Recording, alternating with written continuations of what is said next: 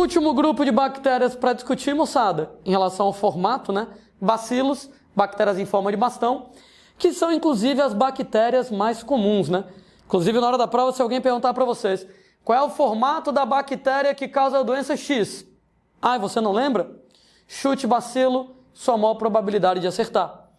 Primeiro exemplo, moçada, de doenças causadas por bacilos, causada pelo Mycobacterium tuberculosis, estamos falando, claro, de tuberculose. Tuberculose, né, moçada? O povo, para gostar de sigla, é médico, né? Médico chama só de TB, né? Tuberculose. Sendo que a bactéria da tuberculose, ela também pode ser chamada pelo nome de bacilo de Koch. Como é que é, moçada, a transmissão de tuberculose? Ora, os bons e velhos aerosóis de saliva, as boas e velhas gotículas de cuspe no ar, mas também, moçada, pode ser através de secreções buconasais. No caso, moçada, muco, né? Então, claro, espirro, tosse, claro que pode acabar transmitindo isso. Pode ser, moçada, através da ingestão de leite de vacas doentes. Vaquinhas também podem ter tuberculose, e se você beber o leite da vaquinha doente, você pode pegar tuberculose. Gente, basicamente tuberculose vai afetar indivíduos imunodeprimidos.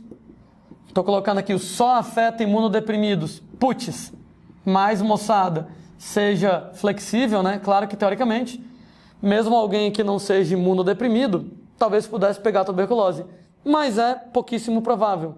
Então, tuberculose ela é quase que exclusiva de indivíduos imunodeprimidos. Então, minha preocupação, indivíduos, moçada, né, idosos, indivíduos desnutridos, indivíduos soropositivos para HIV. Aproveito para lembrar que tuberculose é a causa número 1 de morte em pacientes com AIDS, né? Devido a complicações por AIDS, né? AIDS não mata, AIDS enfraquece o sistema imune e abre o caminho para infecções oportunistas. Essas sim podem matar. Tuberculose, ela é uma delas. Gente, indivíduos alcoólicos, né? Alcoólicos crônicos. Aliás, né? Você estuda lá nas aulas de literatura, né?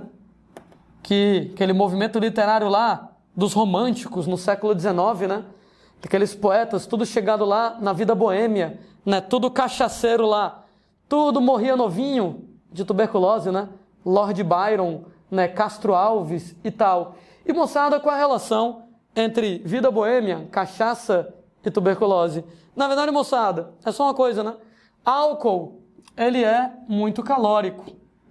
Uma vez, moçada, que o álcool, ele é muito calórico, quem bebe muito não sente fome, então não se alimenta direito. O resultado é que indivíduos alcoólicos, eles acabam sendo desnutridos. Indivíduos desnutridos, eles vão acabar sendo imunodeprimidos, aí nesse caso. Né? Daí a tuberculose, o mal do século, né? Lá para os poetas românticos, lá no século XIX, né? Usava lá esse termo mal do século, todo mundo morrendo lá de tuberculose, cachaça muita e comida pouca, né? Então o cara não se alimentar direito e nessa brincadeira é imunodeprimido. Né? Certa vez eu estava vendo as questões de vestibular, né? O vestibular comentou assim que tuberculose é uma doença social. Beleza, moçada? Ela é uma doença social. O que a gente quer dizer com isso? Ela é muito mais comum em pessoas mais pobres, porque pessoas mais pobres têm a maior probabilidade, claro, de serem desnutridas e com isso, moçada, de serem imunodeprimidos. Então é muito mais comum entre pessoas mais pobres. Quais são os sintomas da tuberculose? De maneira geral, moçada, a tuberculose ela vai causar lesões pulmonares, com efeitos como, por exemplo, tosse, hemoptise, né, moçada? Expectoração, muco, com sangue. Eita, moçada, catarro já é salgadinho, né? Com sangue dá um tempero todo especial. Né? O que acontece, moçada, é que o cara literalmente tosse os pedaços de pulmão dele para fora.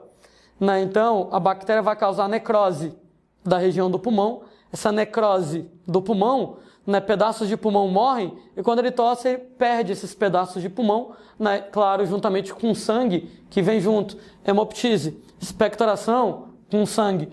O cara vai ter, moçada, lá indisposição, fraqueza. O amigo vai ter magreza, né, vários e vários possíveis efeitos em relação à tuberculose. Entretanto, não afeta somente os pulmões, né? Na verdade, moçada, a bactéria entra pelos pulmões.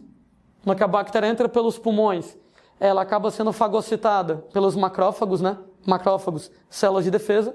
Só que a bactéria da tuberculose tem um truque que ela engana o macrófago. Normalmente, quando o macrófago fagocita alguém, ele fagocita e mata, né? Entretanto, a bactéria da tuberculose tem esse truque que engana o macrófago. Então, o macrófago fagocita a bactéria, mas não consegue matar a bactéria, ela permanece viva. E a partir de então, o macrófago passeando pelo corpo vai fazendo a bactéria passear pelo corpo. Ou seja, a bactéria engana o macrófago, para o macrófago carregar ela para as outras regiões do corpo todo. Então ela é fagocitada, não é morta, né, nessa fagocitose, pega a carona com o macrófago e acaba se alastrando, podendo afetar pele, intestinos, fígado, ossos, sistema nervoso, ou seja, moçada, uma bactéria onde você vai ter vários possíveis órgãos sendo afetados. Gente, prevenção contra a tuberculose. Gente, apesar da tuberculose ser transmitida através de aerosóis de saliva, né? Tipo assim, não faz muito sentido isolar os doentes. Por que não faz muito sentido isolar os doentes? Porque, afinal de contas, não é qualquer pessoa que vai pegar tuberculose. Basicamente, indivíduos imunodeprimidos. De maneira, moçada, aqui, número 1, manter boas condições gerais de saúde, né, gente? Se alimentar direitinho, maneirar na cachaça, né, gente? Então, beber só quinta, sexta, sábado e domingo tá bom, né? Beber segunda-feira, terça-feira e quarta-feira já tá exagerando, né? Então só de quinta a domingo tá tranquilo. Claro, pelo amor de Deus, estou sendo idiota, né? Então maneirar aí, né, com excesso de cachaça. Então, se alimentar direitinho, né, maneirar com excesso lá de cachaça, né? Tentar levar a vida de boas, aquele lance que o estresse baixa a imunidade. Manter, moçada, ambientes arejados, né? Mesmo a tuberculose só afetando indivíduos imunodeprimidos, ou quase somente afetando indivíduos imunodeprimidos, também não vamos dar sopa pro azar, né? Você manter lá, né, ambientes especialmente aglomerados, né, muitas pessoas juntas em ambientes fechados, vai acumular grandes quantidades de gota de saliva, facilita a transmissão. Por isso que, por exemplo, em ambientes como prisões, a tuberculose é muito mais fácil de ser transmitida, né? De modo que abrir a porta, a janela, deixar o ar circular, levar aquele ar velho com as gotas de saliva das pessoas para longe, trazer um ar novo, renovado, acaba sendo interessante. Ora, moçada, você pode transmitir através da ingestão de leite de gado contaminado, que quer dizer que pasteurização do leite. Então, tratamento lá do leite, por exemplo, através de pasteurização. Mas, moçada, existe vacina contra a tuberculose. Essa vacina é a vacina BCG. A sigla BCG é a sigla para bacilo de Calmette-Guerin. A BCG, bacilo de Calmette-Guerin, ela é simplesmente a bactéria da tuberculose bovina atenuada. A bactéria da tuberculose bovina enfraquecida. Então, para você fazer a vacina contra a tuberculose, eu não vou usar o bacilo de Koch, né? O bacilo de Koch é a bactéria que causa tuberculose em humanos. Eu vou pegar o bacilo de Calmette-Guerin, que é uma variedade do Mycobacterium tuberculosis, que causa tuberculose bovina, vou enfraquecer ele e vou injetar ele em você. Detalhe que ela é injetada viva, enfraquecida, mas viva. Tanto é que quando você recebe a vacina BCG, você, moçada, pega a tuberculose cutânea. Né? Comentei isso aí na aula de sistema imunológico, né?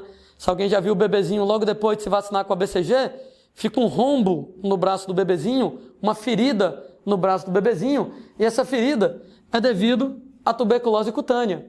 É devido à tuberculose na pele, né? Sendo que a bactéria, por mais que esteja viva, está enfraquecida, o sistema imune do bebê finaliza a bactéria, mata a bactéria e a pessoa fica imune. E você ganha uma lembrança, né? Você fica lá com aquela marquinha no seu braço lá da vacina contra a tuberculose. Ô Landim, por que eu não tenho marca? Ô Landim, por que eu tenho uma marca e o meu amigo tem 2 marcas? Todo mundo recebeu 2 doses de BCG, tá? BCG é aplicado em 2 doses. Entretanto, moçada, depende muito lá da pessoa, da reação imune da pessoa. Né? Quanto mais forte é a reação imune da pessoa, maior a tendência a ficar lá com a cicatriz. Então, normalmente as pessoas, né, que têm lá uma reação imune mais fraca, não ficam lá com as marcas da vacinação. Né? Às vezes as pessoas, na primeira dose da vacina, têm uma resposta fraquinha, não fica com a marca da primeira. Na segunda dose da vacina, que a resposta imune já é maior, fica com a marca da segunda. Eu, por exemplo, tenho as 2 marcas de BCG, né? Quando eu me vacinei a primeira vez, eu já tive uma resposta imune um pouco lá maior, talvez eu já tivesse entrado em contato previamente com a bactéria da tuberculose, e com isso, moçada, lá eu tenho os 2 buraquinhos no braço, né? As 2 marquinhas no braço, lá de BCG. Vários países do mundo não vacinam mais a BCG. Por quê? Ora, moçada, basicamente, a tuberculose quase que só afeta a moçada imunodeprimida, a moçada desnutrida. Países ricos, onde você não tem mais desnutrição de maneira significativa, nem vacinam mais contra a BCG. Meu questionável até que ponto a BCG ela é útil. Mas alguns países, como o Brasil, ainda aplicam a BCG. E lembrem que a validade média de uma vacina é mais ou menos os casos de uns 10 anos. Isso quer dizer que a vacina BCG que você tomou quando você era pivete, não adianta mais, né? Acho que todo mundo aí que está me assistindo tem mais do que 10 anos de idade, né? Acredito eu. Então a vacina BCG não adianta mais. Mas, moçada, quem vai fazer cursos na faculdade na área de saúde, talvez seja interessante se vacinar de novo contra a BCG. Já tinha contado essa história, né? Quando você vai lá, entra na faculdade, odonto, medicina, enfermagem, você vai começar a lidar com pessoas doentes com frequência, é bom você renovar as vacinas, BCG é uma delas. Entretanto, nem todo mundo precisa renovar a vacina BCG. Existe um testezinho, chamado, moçada, de teste de Mantoux. Ô rapaz, fala o seguinte, claro que você não vai ter que saber isso aqui decorado, a não ser quem vai fazer as provas mais maluquinhas e olhe lá. Fato é que o teste de Mantoux, ele exatamente verifica se o indivíduo está imune contra a tuberculose. Ou seja, se a vacina ainda está em dia. Como é que funciona, moçada, lá? O teste de Mantoux, para verificar se o cidadão está imune à tuberculose ou não. A gente usa, moçada, uma proteína chamada PPD. Ela é uma proteína da bactéria da tuberculose. E essa proteína, moçada, PPD, da bactéria da tuberculose, ela, gente, será injetada na pele do indivíduo. Uma vez que ela é injetada na pele da pessoa, você vai lá dar uma cutucada, aí você vai ver. Se, moçada, a gente tem a formação de uma pápula. Oi, gente, o que é uma pápula? Pápula, gente, é um montinho que forma na pele. Sabe quando você leva uma picada de muriçoca? Que quando você leva uma picada de muriçoca fica um montinho na pele? Aquele montinho na pele da picada de muriçoca vai ser chamado de pápula. Se você recebe a PPD e forma uma pápula, quer dizer, moçada, que você teve reação imunológica rápida. Se você teve uma reação imune rápida, isso quer dizer é que você ainda tem células de memória.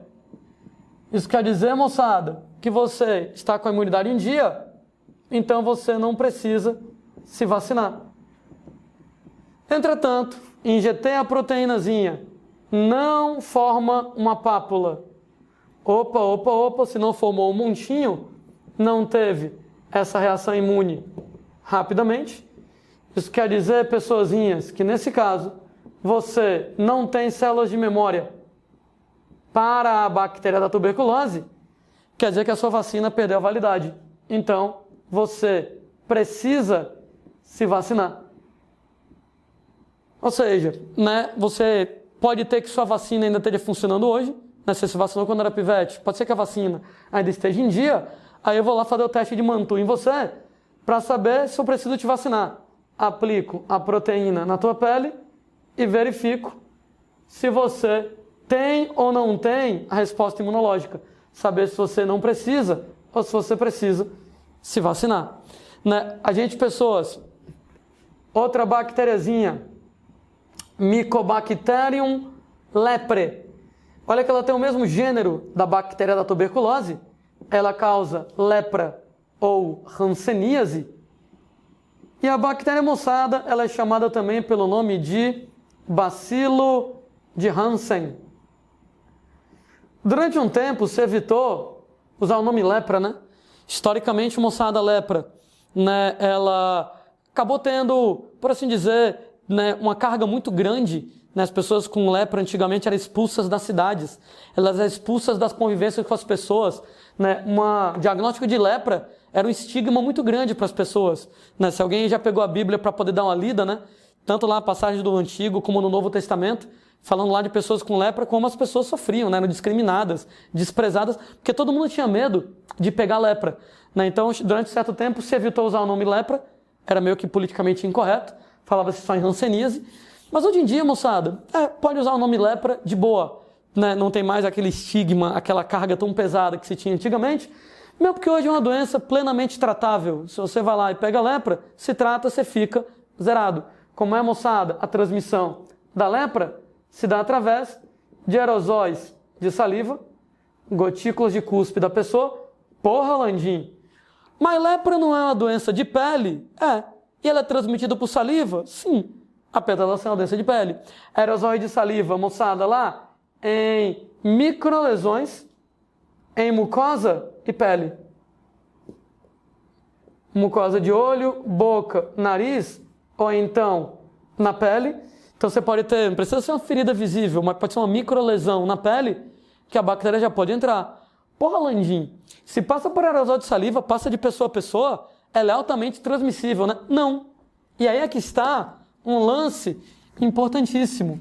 Ela tem transmissibilidade muito baixa.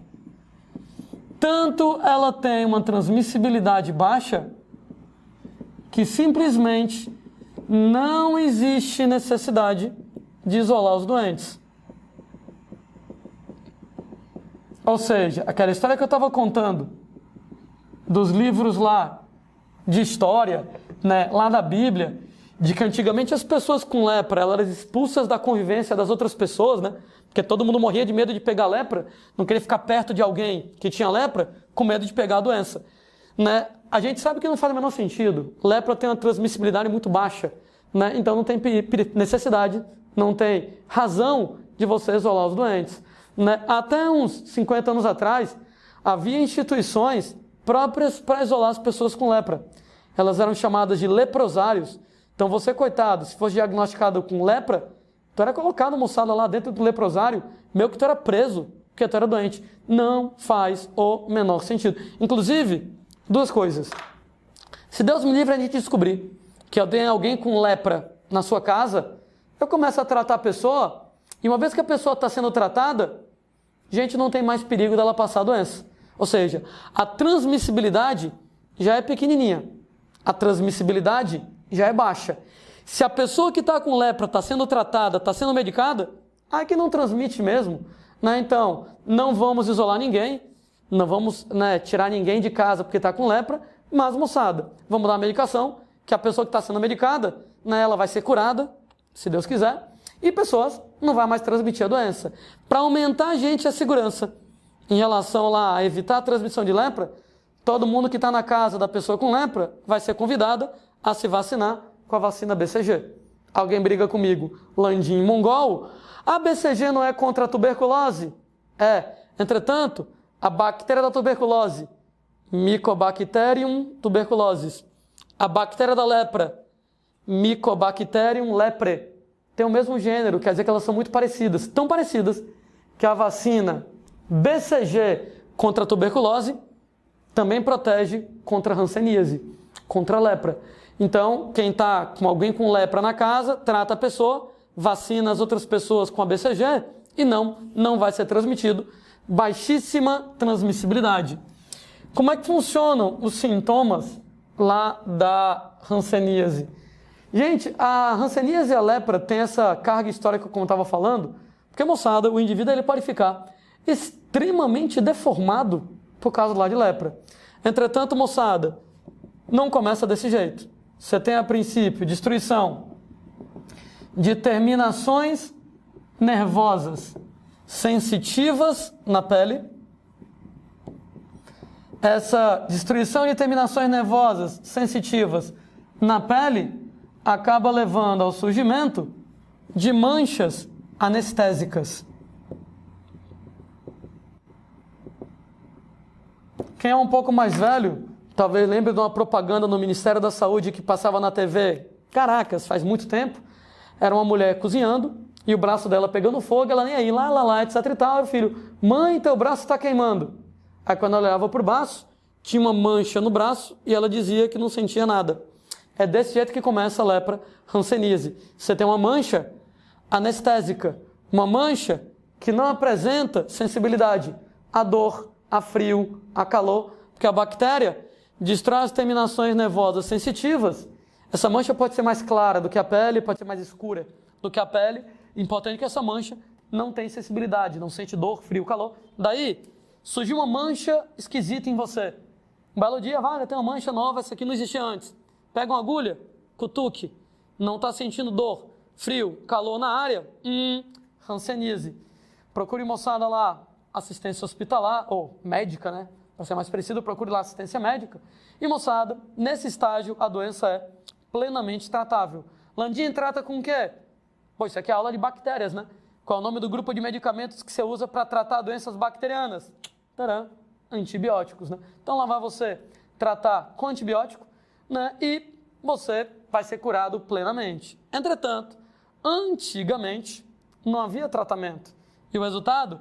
A doença começava desse jeito e ela acabava evoluindo para necrose, morte e amputação natural, especialmente das extremidades corporais. Era por isso que hanseníase assustava tanto, que lepra assustava tanto.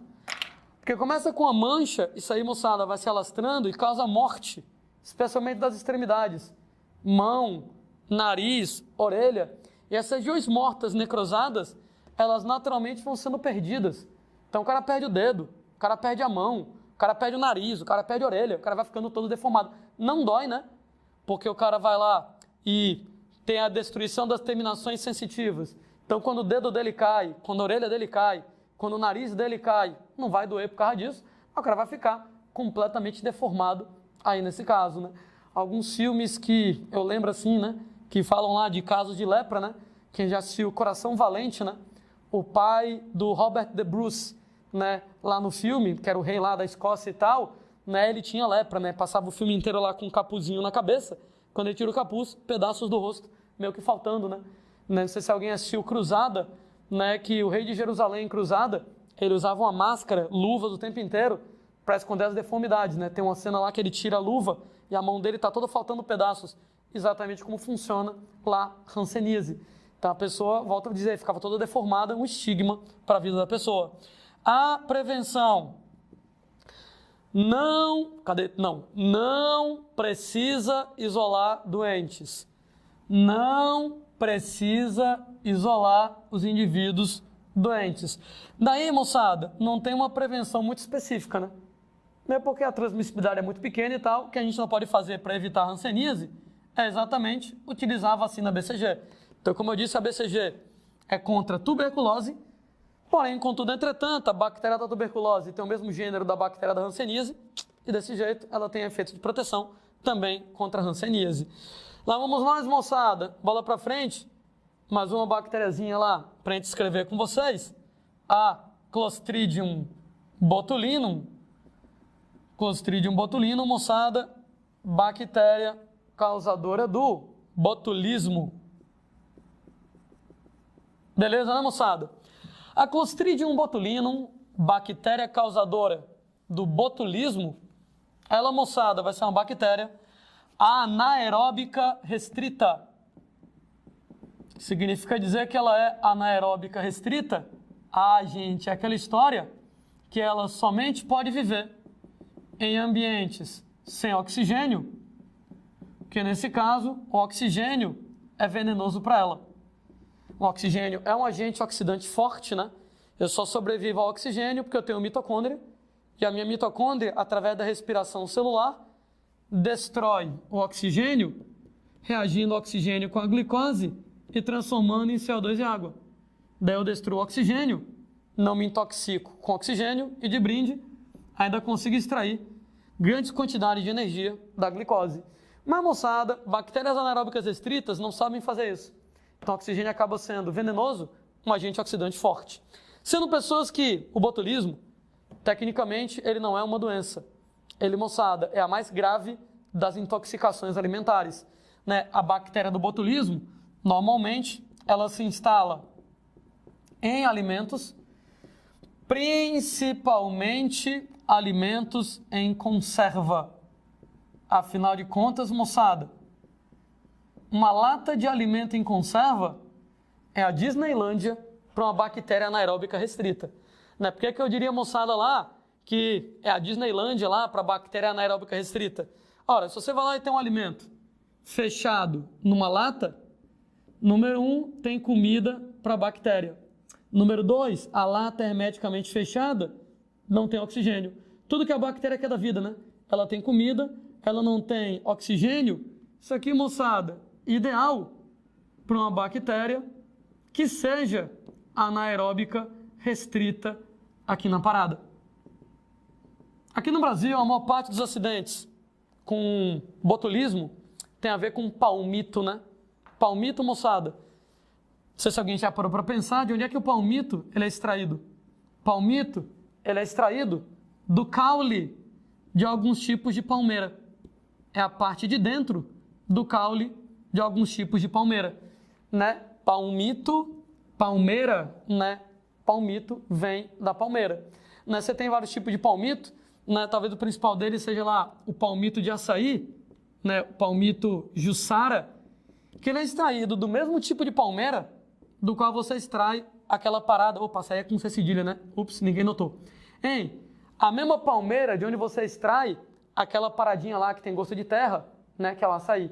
Não vou discutir, açaí tem gosto de terra, acabou a discussão. Hein? A mesma palmeira de onde você extrai o açaí, né? Chamada palmeira jussara ou palmeira de açaí, ela vai, moçada, também poder dar um tipo de palmito, né? Que é o palmito jussara, o palmito de açaí. Sendo que isso aqui, essa palmeira, é exatamente típica lá da Mata Atlântica. E o resultado, gente, nesse caso, que como ela é típica da Mata Atlântica, isso aqui é um produto de extrativismo. Essa palmeira não se dá bem em cativeiro, entre aspas, não se dá bem sendo plantada. Ela só cresce em ecossistemas naturais. O que quer dizer? Que toda vez que você vai pegar palmito, você vai ter que se embrenhar no meio do mato, no meio lá da Mata Atlântica, para poder ir atrás das palmeiras jussara, palmeiras de açaí, e dessa maneira, moçada, você vai lá, extrai o diabo do palmito. Só que como é um produto de extrativismo, né, especialmente da Mata Atlântica, que é uma região extremamente degradada, tem lá uma série de regras, né? Nessa região de Mata Atlântica, você só pode tirar tanto de palmito, né? Que é muito pouco. E a galera, claro, mala, não respeita as regras e tira mais palmito do que deveria. E no que tira mais palmito do que deveria, palmito ilegal. Uma vez, moçada, que o palmito é ilegal, tu acha que um cara que já começou errado, extraindo palmito ilegalmente, vai continuar fazendo tudo bonitinho? Não vai, cara. Se o cara já começou errado, tirando o palmito ilegalmente, ele vai colocar o palmito lá numa lata de qualquer jeito para vender para você. Essa lata, moçada, de qualquer jeito, não deve ter sido bem higienizada, não deve ter conservantes, etc e tal, o que facilita o desenvolvimento das bactérias do botulismo aqui na parada. Então, palmito ilegal, né, aqui no Brasil, é uma das maiores preocupações, né, em relação ao botulismo. Inclusive você, inclusive pelo ponto de vista ecológico, né, quando for comprar palmito lá, no supermercado e tal, né, inclusive eu não sei porque alguém quer comer palmito, porque palmito não tem gosto de nada, né, açaí tem gosto de terra, pelo menos, né, palmito não tem gosto de nada. Sou eu que estou dando aula, eu digo o que é bom, o que é ruim. Palmito não tem gosto de nada e acabou a discussão. Mas como eu estava comentando, né, dá uma olhada no rótulo, vê se tem lá a certificação, né, que está tudo bonitinho, né, que foi extraído lá de maneira controlada, para evitar que você consuma palmito ilegal, que seria um problema ecológico e, claro, ainda tem um problema do risco de botulismo. Né? Hoje em dia a gente aprendeu a plantar palmito lá na região norte, né, as palmeiras de açaí, e hoje em dia, né, tanto para você obter o açaí, como para você obter o palmito jussara, o palmito de açaí, tá mais tranquilo porque não tem mais que mexer com a Mata Atlântica, né? Não tem mais moçada que derrubar as árvores da Mata Atlântica, que já é um ambiente extremamente devastado, como eu estava comentando. Bom, filosofia à parte, né? Então a gente tem lá que a bactéria do botulismo se instala em alimentos, principalmente em conservas, daí a transmissão, a ingestão de alimentos contaminados com toxinas da bactéria. Então, tecnicamente, você não precisa nem comer a bactéria, ok? A bactéria não precisa nem estar presente na comida, né? Se você tiver a toxina, já é suficiente para causar problema para você, né? Qual é o problema que essa toxina vai causar? Volto a dizer, não precisa ter a bactéria, basta a toxina que você já está lascado, né? Nesse caso, a toxina da bactéria do botulismo, a toxina botulínica, ela, moçada, basicamente vai inibir a contração muscular. Uma vez que ela inibe a contração muscular, ela acaba causando paralisia muscular flácida. Quando a gente fala em causar paralisia muscular flácida, isso quer dizer, moçada, nesse caso, que o músculo ele fica paralisado porque ele não consegue contrair. Tu vai inibir a contração do músculo, então o músculo fica permanentemente relaxado, tão relaxado que ele não consegue contrair. Qual é o problema? O problema é que isso aqui, se atinge o diafragma, principal músculo da respiração, vai causar parada respiratória, claro, e morte por asfixia. Serviço de utilidade pública, né, gente? Se você, de uma hora para outra, começar a sentir falta de ar, especialmente depois que você comeu alguma coisa diferente, pode ser uma crise de botulismo, vá no hospital, que você vai receber a antitoxina. Né? O problema é que muitas vezes demora muito tempo para o cara, né, receber a antitoxina e ele passa tanto tempo com dificuldade de respirar que a falta de oxigênio pode causar lesões cerebrais. Né? Por isso tem muitas pessoas que passaram por episódios de intoxicação por botulismo, que a pessoa sobrevive, mas fica com sequelas neurológicas, né? Só que as sequelas neurológicas é o tempo que o cara passou sem respirar, né? Sem oxigênio, alguma lesão cerebral pode estar acontecendo. Né? A gente tem prevenção contra o botulismo, exatamente cuidados com alimentos, particularmente alimentos em conserva. Então, colocar conservantes, né? Um dos conservantes mais tradicionais para se colocar nitrito, né? Muito utilizado para poder evitar a proliferação da bactéria do botulismo. E, gente, aquela recomendação, nunca coma um alimento em lata se a lata do alimento estiver estufada, né? Aquela história que a lata do alimento, estando estufada, é porque está aqui a lata, tem uma bactéria, a bactéria está fazendo a respiração dela, essa respiração anaeróbica libera CO2, CO2 é um gás, a tendência dele é se expandir e com isso a lata estufa. Isso quer dizer que se no alimento em lata a lata está estufada, é porque tem CO2 lá dentro sendo produzido, é porque tem uma bactéria. Na melhor das hipóteses, essa bactéria é uma bactéria decompositora e o alimento está estragado e quando você comer o alimento estragado, você vai ter uma puta de uma caganeira. Na pior das hipóteses, pode ser a bactéria do botulismo e, moçada, pode causar intoxicação grave, possivelmente fatal. Né? Então, não consuma alimento em lata se a lata estiver estufada. Quem estufa a lata, o CO2 de bactérias presentes dentro da lata. Lembrando, né, pessoas, que a toxina da bactéria do botulismo é utilizada em medicina com o nome de Botox, né? Botox, toxina lá botulínica, tem várias e várias utilidades na relação à medicina.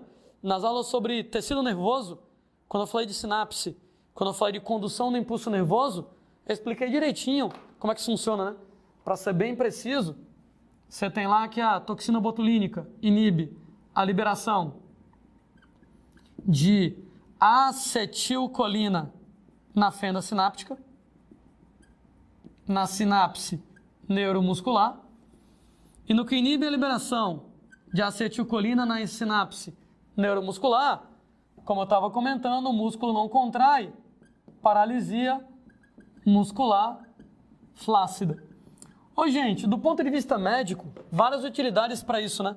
a mais famosa, exatamente, remover rugas de expressão. Né? No que você vai lá e promove paralisia muscular flácida, uma possibilidade é que inibe a contração de alguns músculos na face que levam ao surgimento de rugas.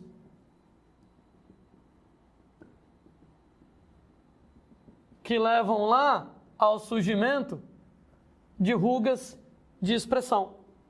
Né? Eu dei o exemplo, né, moçada? O Landim, que ele vive franzindo a testa do Landim ela é toda riscada, né, de tanto que eu fico franzindo a testa, e claro, né, pela minha idade. Se eu aplicasse Botox, a ideia é que iria paralisar a musculatura da minha testa, eu não teria como fazer isso. No que eu não teria mais como franzir a testa, com o tempo, moçada, as linhas de expressão, as rugas de expressão, iriam dar uma aliviada. Né? Lembrando que a toxina tem um determinado tempo de efeito, né? O Botox, alguns meses, né? Para poder manter o efeito, tem que ir lá aplicar de novo, né? Para poder exatamente garantir que com o tempo as rugas vão acabar sumindo.